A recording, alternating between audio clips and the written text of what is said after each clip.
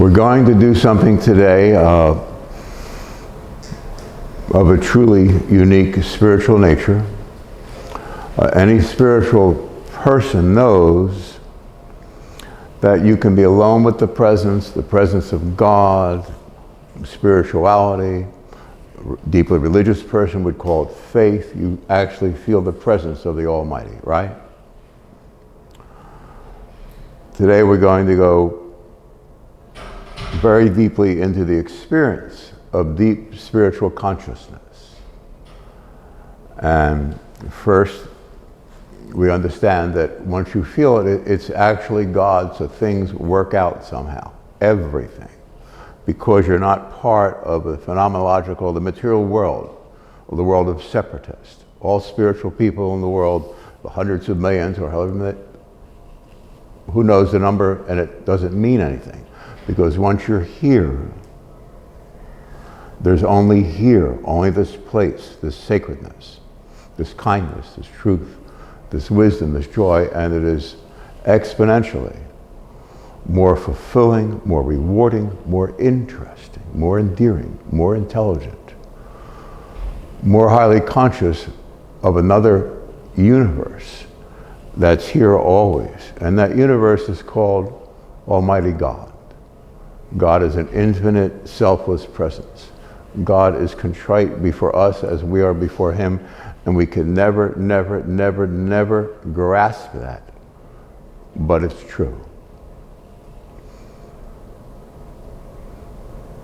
So we spend many days and years alone, months at a time, now and then. If you're spiritual, it doesn't matter. You can be in any circumstance, you'll be alone when this very fulfilling consciousness rises in and through you. You'll be much more sensitive to others, to their thoughts, their beliefs, their sub-personalities than they are themselves, because they're driven by something quite ruinous to the soul, something quite indecent. In other words, everything in the world it's false. In the East they call it the illusion, Maya. And when you're in that state of nirvana, we've all read about this, there's a sublime awareness, a kindness, a joy, and there's an ecstasy that cannot be measured. It's everything.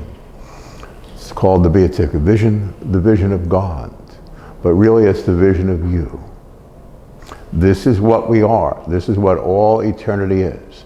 Something grand and wonderful and beautiful and dignified and interesting and intelligent, and there are many different dimensions to it, many different rooms you can step in and out of to be aware of, to take part in.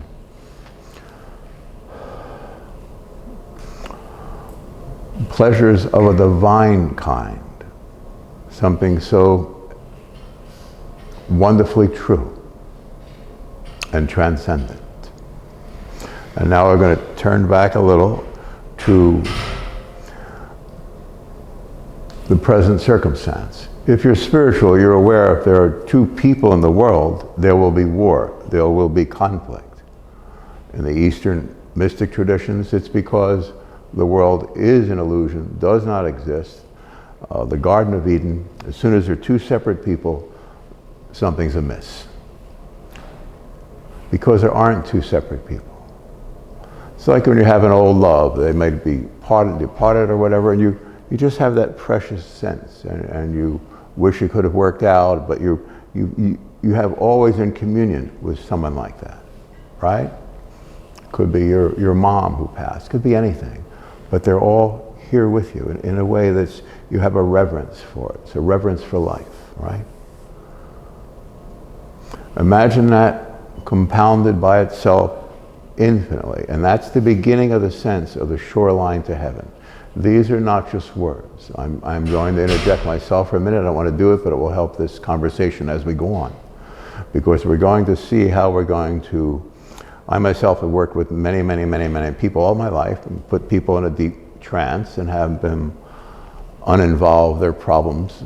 And it's quite a wonderful thing to do. And today we're going to take one step further.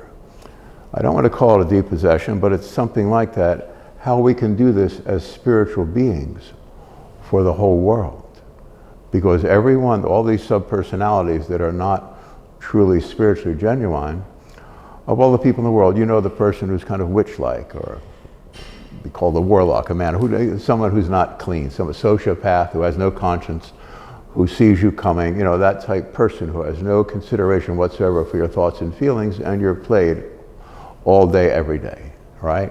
And we all have someone like that in our life. We can never put our finger on it because we cannot dream or imagine ever that there are people who simply do not care. They have no feeling about your sensibilities, your thoughts, your feelings. And they work you. And they can work you beautifully. They can have a beautiful marriage. I mean, the devil loves his own. You can see a very successful person with a very successful life around them, but they don't care about anyone else. And they get what's right for them. And it can seem to have a loving family. If you talk to them deeply, you'll find there are things crazy. But they get away with it because they don't care, and they bring you into that world. And it's the same with the entire world. It does not care. It's not real. So it's not just not real, and it's an illusion like bubbles. There's something amiss. War is afoot. It's called Satan, Mephistopheles, the dark force. A friend of mine came up with the term. Dark force. Trying to think of it. The dark network. He was a brilliant psychiatrist who was also very spiritual. In other words, all these different beings and subpersonalities or people in our life that are not, they don't exist for our best interest. And one might snip you here, one might snip you there. So they're not joined together, but they're all at you, because if you're spiritual, the whole world is at you.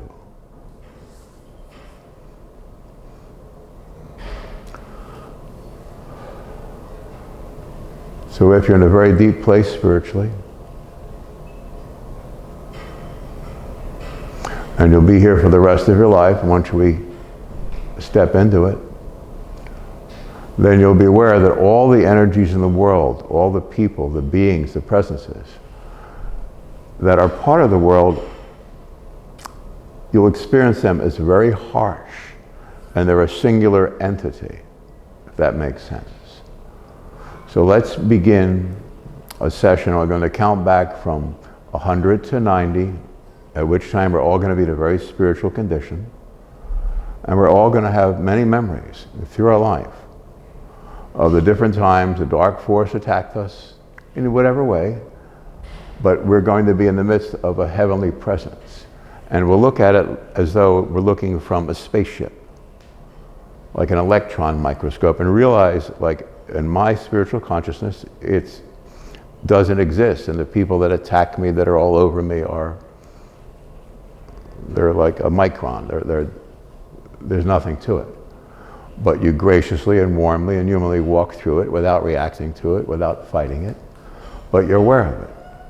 And so for us, as a spiritual presence, as one being spiritually, to end the entire world will involve some group of us being aware that it's one force, one presence. All the subpersonalities in the world, all the sociopaths, the bad people, the criminals, it doesn't matter what it is. It's not existent spiritually. We're going to count from 100 to 90, at which time we're going to be very quiet, very peaceful, very aware, in a heavenly state. And from that, we're going to visualize the whole world as separate from us forever. And then we'll go deeper. At 90, we're in our primordial condition, that condition of divinity that we all had before we incarnated, as they say. So we've given up divinity to be here to help, to end the illusion end the pain, end the trauma forever. So we're not here to become spiritual, we are spiritual. We're there at 90, complete peace and awareness of God.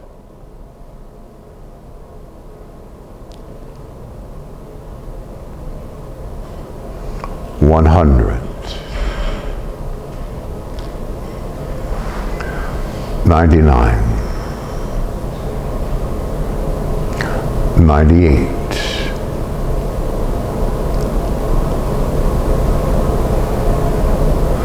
97.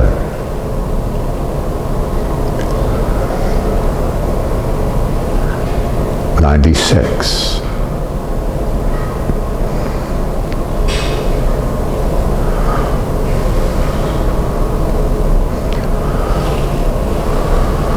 95.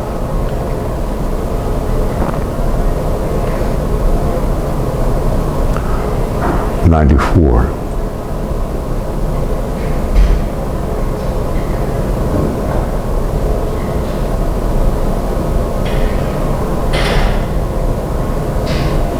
93.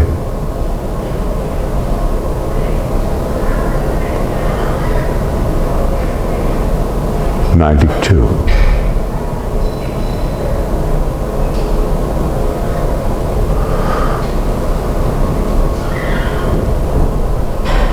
91.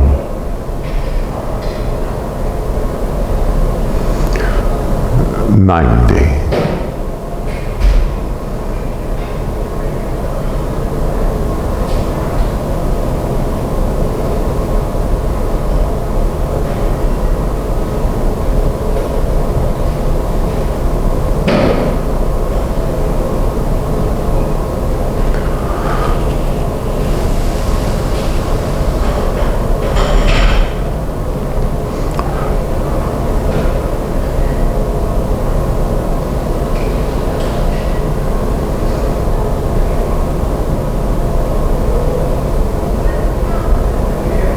'So it's not just peace.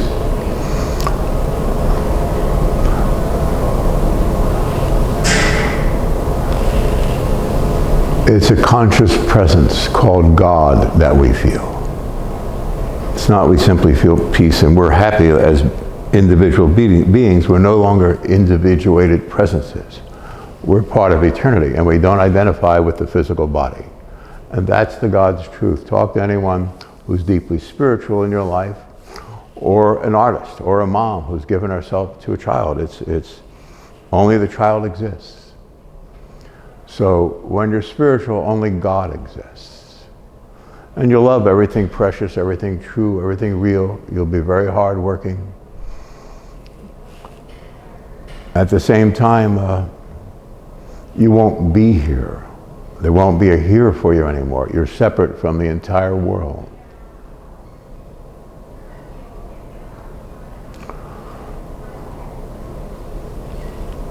We're going to count back now from 90 to 80. And then we're going to try to see, to experience this presence of our own spirituality being part of eternity, God, infinity. And then seeing how we can, the same thing like we can do with an individual, and we're all spiritual, we could all have the ability to bring someone into a precious state of consciousness, right? Someone you love, someone you care for, you can be in love situation, they melt when you're around, right? But if you're spiritual, you know you have this gift from birth, and we've all used it many times in many different ways. So let's get to a place at 80 where we understand this, and atop that, see that we, not just collectively, because we're one presence already, but we can actually end the whole world that seems to be the world of separatists, the material world. We're going right after something that's beyond any vision, but we're going to do it because we can do it. At 80, we're in a place where we experience ourselves looking at the earth. You know, you don't look through a telescope to see God, we're going to be looking at an electron microscope to see how small this present world really is, and that it really doesn't have to exist. As long as we as a group agree that it doesn't exist anymore, it'll go up in a puff. We know we're in these spiritual states, or when we're in love, or around something beautiful, we want to avoid all the everyday noise, right? So let's avoid the everyday noise of the entire world. And if you truly want to help anything or anyone, this is how it's done. Otherwise, it continues and continues and continues. Decades and centuries and millennia and eons and ages. It's the same thing. The world doesn't exist according to all these traditions. More importantly, when you're in spiritual awareness, consciousness, enlightenment, illumination, when you're in this place, you know that it's not just a dream. It doesn't exist. You look right through it. We're in this place collectively as one presence, and we're not individuals. We're just the light shining in the darkness at 80. And we see how we can fold the whole thing up and put it away as an old moth-beaten blanket forever. This doesn't need be. Let's have that vision together at 80. Thank you.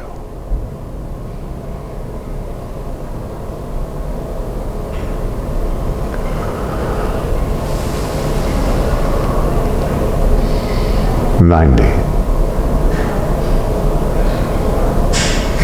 89.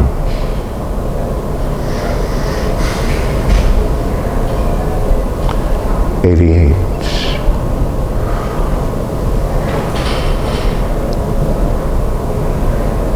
87.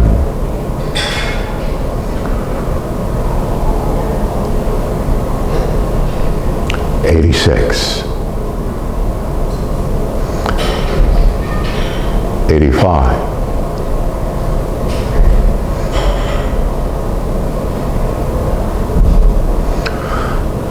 84. Everything just falls away. Don't try to bring it back in, just let it fall, and it gets deeper, more beautiful, more powerful, more wonderful, more ecstatic, actually, and more meaningful, though it's lighter than air. 83.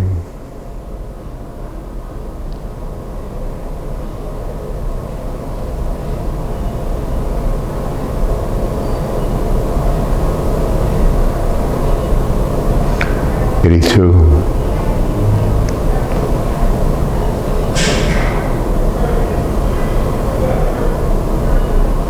81.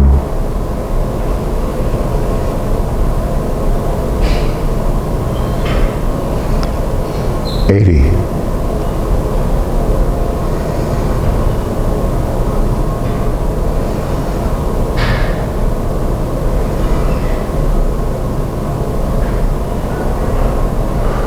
We allow this presence to soften all of our thought waves, our sensory equipment. There's no more need or desire. This thing called spiritual faith will answer every question because we're no longer part of the earth. We no longer perceive the earth gods because we transcend through it. It's an openness, a sunscape, something holy, yet so natural. Everyone in the world is living a very small life compared to what they can once we involve ourselves with them, with everyone we love, with this presence. So Thoreau said that all men live a life of quiet desperation. But if you're spiritual, if you step away from the whole thing and you are spiritual, You're all the sunlit uplands. You start walking up the mountainside. You're in something heavenly. There are no ways to describe it. It's different with us all the time. We talk of there are words about the great void or the great, all these different sense about cosmic consciousness. It's different every moment. It's not the same. It's an infinite ocean of presence. It's glorious. It's wonderful. I'm going to speak for all the spiritual people in the world. What we feel from birth is an openness. And you can't even ever discuss it with people because they're listening with their mind as though the world exists.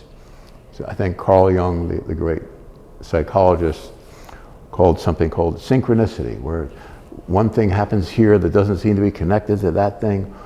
And it's very intriguing to people who think they are spiritual seekers. But we're not seekers here. It's transcendent of that. Everything is connected. There's no something happening here and it doesn't seem to be connected. Well, that means if you're honoring the world, the material world as though it exists, that's not spiritual, that's the opposite, but that's a very high-end opposite, but it's the same as a pebble in the road. It's meaningless spiritually. You see, you'll have this oneness with God. There's an actual God of our universe. God is our universe. And you are on all points equal to and with and involved with God forever. Again, if we're a spiritual person and we incarnated now, we gave up our place in divinity to help. There's something wrong here and the world doesn't exist. It is unimaginably meaningless. It's a not even an electron or infinitely smaller than an electron. It does not exist. You see what I'm saying? So in your consciousness, you keep removing the weight from it and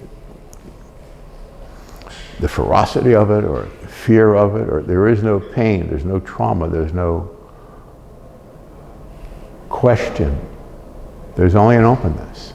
And you're here and you'll feel all the ancient ones with you forever. I'm a nobody, okay? And I think that's why I have always felt this.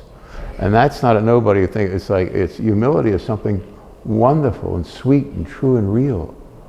If I say I'm nobody, it doesn't mean there's no negative connotation to it. It's just nobody. Like a dry leaf in the wind. It's just, whoo. Natural as sunlight and air.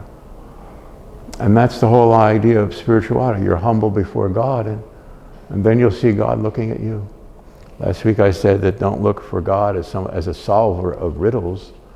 Why did God do that? God didn't do anything bad in the world. The world doesn't exist. It's an infinitesimal illusion. And today we're discussing how we together collectively can end the entirety of it. We can end the whole thing. You get 6 or 8 or 10 people together who experience this and the world will change forever. And you get all the spiritual people during a generation experiencing this, and there will not be a world because it is an illusion. And when you're in a spiritual consciousness, you see that, you know that, you're aware of that every moment. I'm going to add a little addendum here, a little gift. Once you sit quietly in this presence, and you're aware of all this,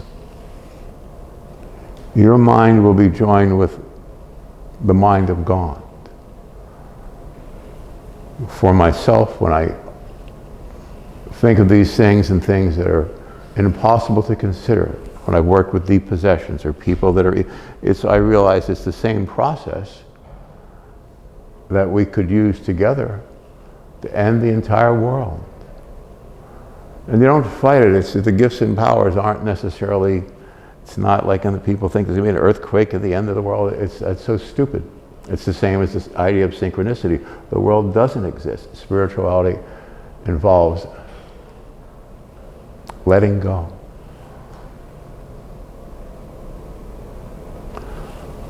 And getting back to the gift is the fact that once you're here and you're aware of it, anything you don't understand, although it's your own mind, spiritually, thoughts about it and words. One time I wrote 1,200 pages in a few months, and And I've made a number of books where I've done that, but it'll come in your mind all day, every day. You'll hear it'll be a voice of such, you'll be very clear it's heaven itself speaking to you. I can't say God, but it is God.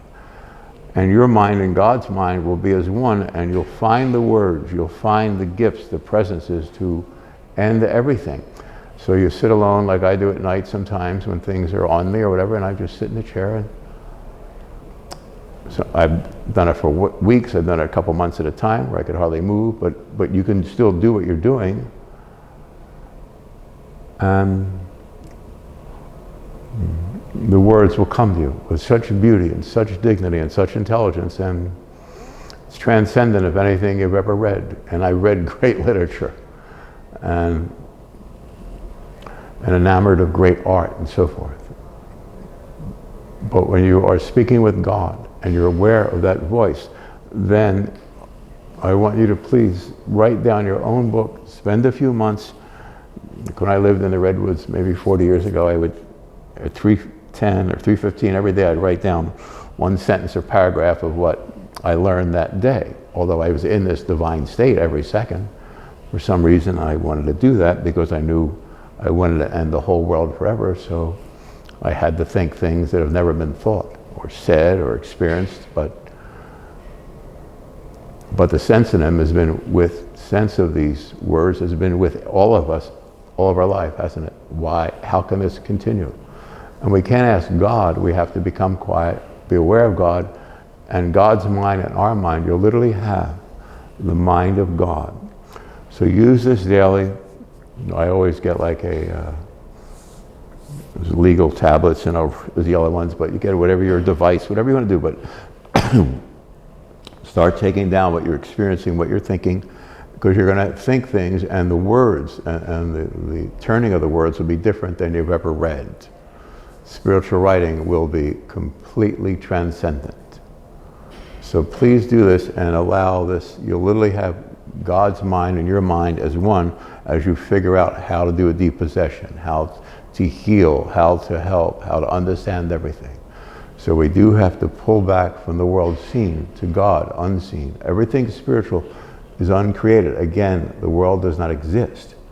So we have to use our own field of thought to understand this. We have to change everything we've been trained to think and believe. Our own language is not sufficient for this cause.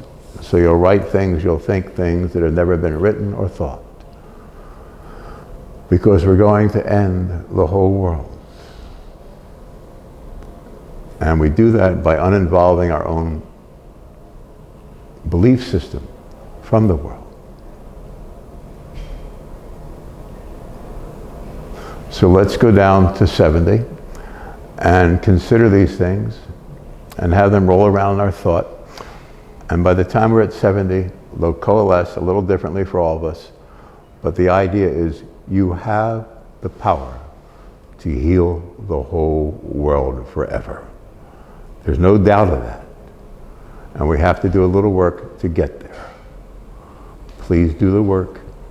And let's visualize what it will feel like a few months in the future. And we hit 70 and wake up one morning and having great confidence in the fact we have the ability within us to heal the whole world, everything and everyone in it forever. There's no doubt in this. And because we're not familiar with a thought like this, it's the world is the world, but we have to pull back from everything. We're there at 70.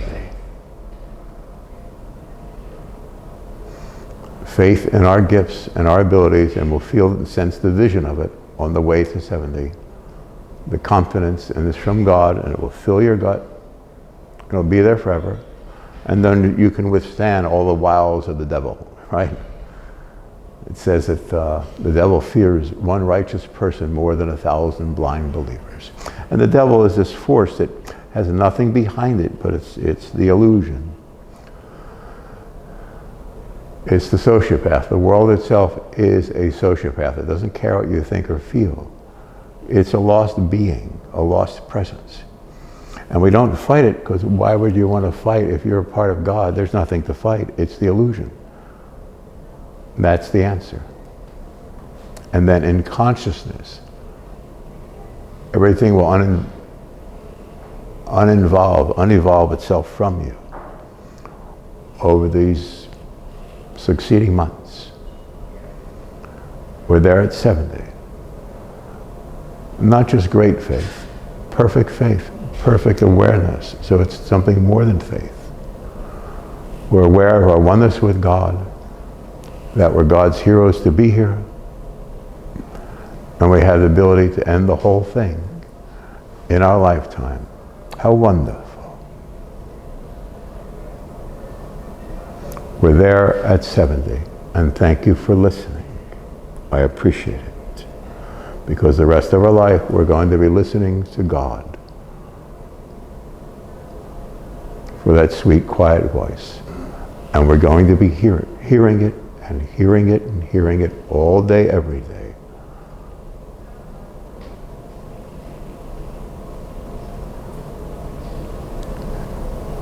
$80, $79,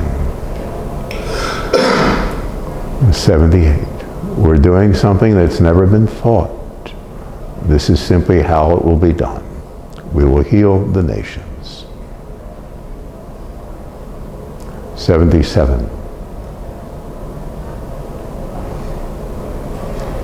We're no longer giving anything power over us in any way. Isn't that wonderful? God bless you. 76.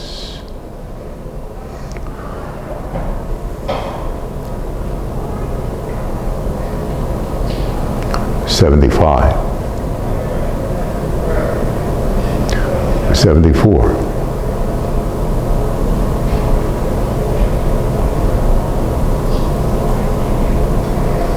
73.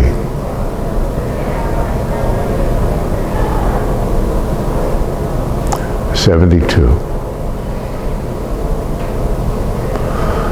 71. You have the power of God. You are the presence of God.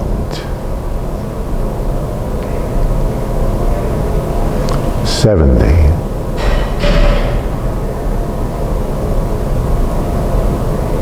You're here for a reason, to end it all.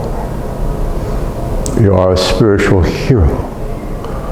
You've allowed yourself to be in the midst of this creepiness. Okay? There's something remarkable about you. Something gracious and kind and true and dear and real and human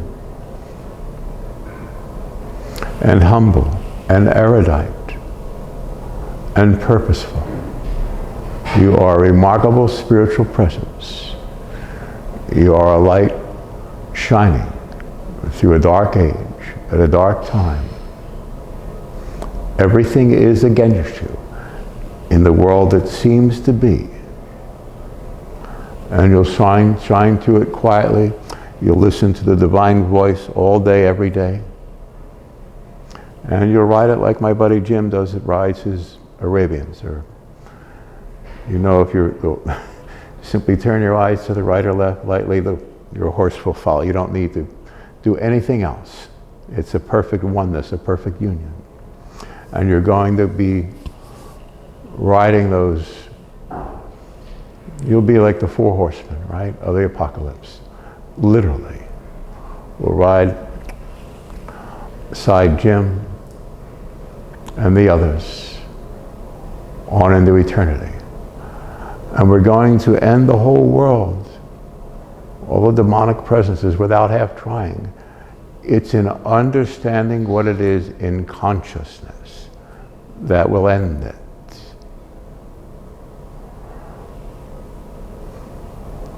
If a child's in pain, you simply put your hand on them very quietly and you're there with them. They know mommy, daddy, their brother, their sister, their older sibling is there with them, and they're not alone. When the many, many people in India were dying and their starvation and so forth. If you could imagine such a thing, and someone like Mother Teresa or the nuns or so many holy people I've met in India that were so precious, and you don't read them, you won't see them on the 7 o'clock news. So turn off the news, okay? Turn off everything. Turn off the devices and see Him, the only God. Accept your mission. And as soon as you are conscious that that's why you're here, all the hardships will fall from us. And a sense of urgent joy and peace and happiness will fill us.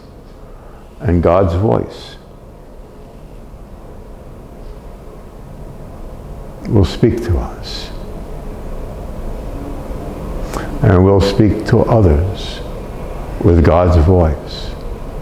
That's why we were born.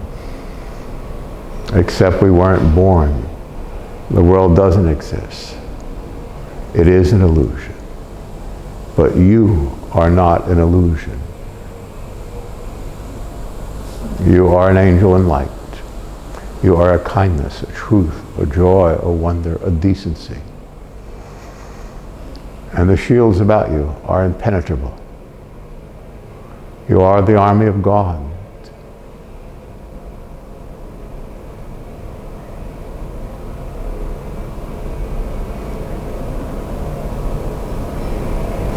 And in consciousness you will wage war. It's something spiritual. How could it be otherwise? God is an infinite, selfless presence.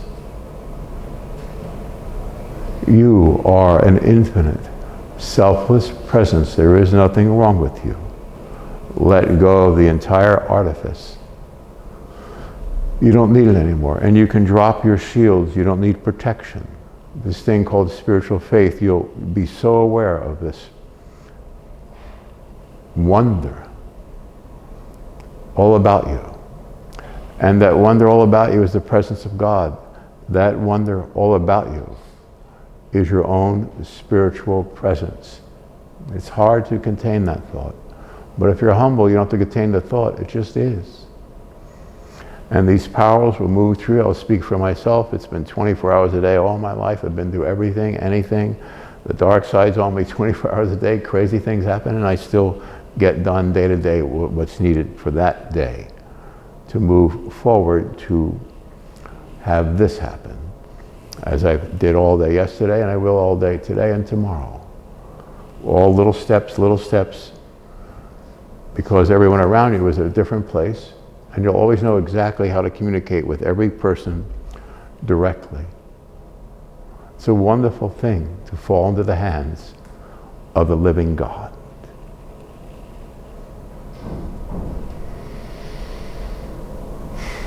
You'll be as happy as Jim's horses when he gets up on them because they know someone sane is about to be in communion with him, and that's a happy day, right? So imagine sitting back in your saddle and, relax deep. It's very solid, right? It's a good way to meditate. Think of that, think of being on the horse and being aware of every thought, every sense. You got to be completely quiet. And then you simply turn your eyes a little to the right and you're like one person. It's like being in love with a locomotive. It's a very powerful experience. And so your meditation is you're sitting on your horse. It's the apocalypse. Everything is now in your hand. Use your powers wisely for the sake of all decent people. And more than that, this is why I'm doing this, for the sake of our God in heaven. I'm doing this for God, not for me, not for any person. But it's done for God, no innocent will be hurt. Do you understand? So every person who's available to this divine consciousness will have it through us. You sit daily, let this holiness and the divine voice move through you. And it's very human, very quiet, very contrite, and you'll understand everything, and the words will come to you in a way that no master in the words in the world, the Shakespeare, could not dream. I really and truly mean that. You'll be wiser than anything or anyone. There are no experts in the world because the world is the illusion. You'll know more than the professors, the teachers, the doctors, the lawyers, whoever. Your time is now. God bless everything you do forever. Please understand the holiness of your soul, the sacredness of your heart, and the decency of your intention. There is a reason that you're born. You gave up divinity to be here. And the pronouncement you'll make on behalf of the Almighty will end all the trauma, all the terror, all the fear, all of the pain, whatever. Because it's all involved in the illusion. It's like everyone's taken the same bad acid.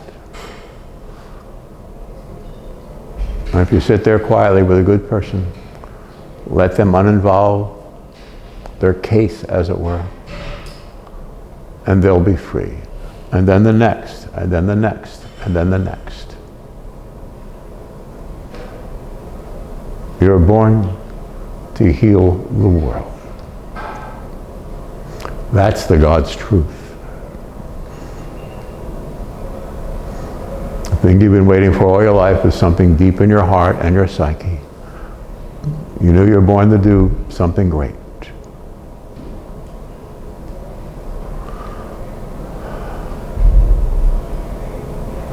Thank you for listening. Thank you very much. Thank you, Mr. Skolta.